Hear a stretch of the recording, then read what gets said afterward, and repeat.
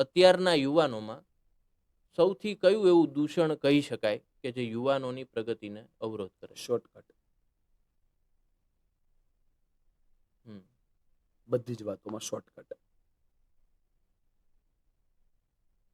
Short term pain long term gain આપે છે, અને શોર્ટ ટર્મનું ગેઇન હોય ને લોંગ ટર્મ પેઇન આપે છે. દુનિયામાં કોઈ જગ્યા ઉપર કોઈ વસ્તુ ચમત્કારથી મળતી જ નથી, અને આ દુનિયામાં કોઈ જગ્યાએ ચમત્કાર થતો જ નથી. નથી થતો. જે થાય છે પ્રેક્ટિસથી થાય છે. એ લોકો બહુ ગેમ રીમાં 2020માં ભાઈ. કોરોના હતો ને, ફ્રી હતા, એટલે એ લોકોને એવું થયું કે જેમ ગેમમાં રિસેટ ઓપ્શન આવશે ને, એમ લાઈફમાં બી રિસેટ ઓપ્શન આવે ન આવે. જેમ ગેમમાં ગેમ ઓવર આવે ને, એમ લાઈફમાં બી લાઈફ ઓવર થયા પછી નવી લાઈફ સ્ટાર્ટ થાય ન થાય. લાઈફ એક જ છે. અને એટલા માટે આજના યુવાનો એક સિમ્પલ વાતથી શેર કરવા માંગુ છું. શોર્ટકટને વધારે પ્રાધાન્ય આપી રહ્યા છે. Second, comparison modification. એને એ વાતનું દુઃખ છે જ નહીં કે મારી પાસે હોન્ડા સિટી છે, એને એ વાતનું દુઃખ છે કે મારા દોસ્ત પાસે સ્કોડા કેમ છે. માણસ દુઃખી ત્યાં જ છે ને. એ જ પ્રોબ્લેમ છે મોટો. અને એટલા માટે આ બહુ ફાસ્ટ થયું. પહેલા છે ને યુગ નાનો હતો, સમય નાના હતા, સંજોગ નાના હતા, પરિસ્થિતિ નાની હતી, એટલે બહુ બધું કમ્પેર થતું નહીં. હવે આખી દુનિયા આપણા હાથમાં છે, આપણને દેખાય છે દુનિયામાં શું ચાલી રહ્યું છે, એટલે આપણે વધારે થોડા તકલીફમાં છીએ. અને યુથ બહુ સારું છે આજનું, જો એને સાચો રસ્તો મળે તો. અને યુથને બધા જે બ્લેમ કરે છે ને આજના બધા કહેવાતા વ્યક્તિઓ, આવું છે ને તેવું છે, તમારી પાસે બગાડવાનો ઓપ્શન હતો કઈ? પણ તમે સારા રહ્યા એટલે તમારી પાસે આ બધા ઓપ્શન હતો, તમે એને હારા રહ્યા હોત.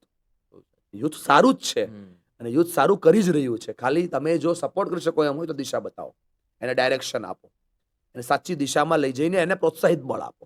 એ લોકો જીતશે, જીવશે અને આગળ વધશે. ચોક્કસ આગળ વધશે.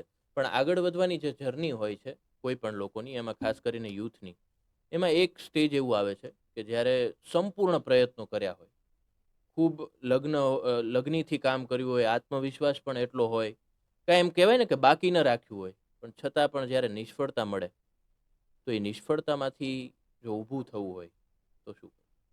નિષ્ફળતામાંથી ઊભા થવાનો સિમ્પલ સંવાદ એ છે, પોતાની જાતને યારે સંવાદ કરવાનો અને ચેક કરવાનું કે એવું શું બાકી રહી ગયું કે જેમાં હું નિષ્ફળ થયો. આવું જ્યારે હું બોલું ત્યારે લોકોને એવું થાય અમે નહીં ચેક કરતા હોઈએ. નવા હું ટ્રાય તો કરી જ હોય, હજી એક ટ્રાય બાકી હોય કદાચ.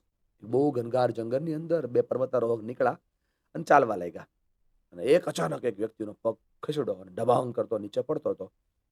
બન્યું એવું કે એના હાથની અંદર એક ડાળી આવી ગઈ. ડૂબતો માણસ તો નખલું પકડે, ડાળીને પકડીને એકદમ ટટ્ટાર પડીને બેઠો રહ્યો, એમને હલા વગર એને જ છોડે તો મરી ગયા એમ કરીને.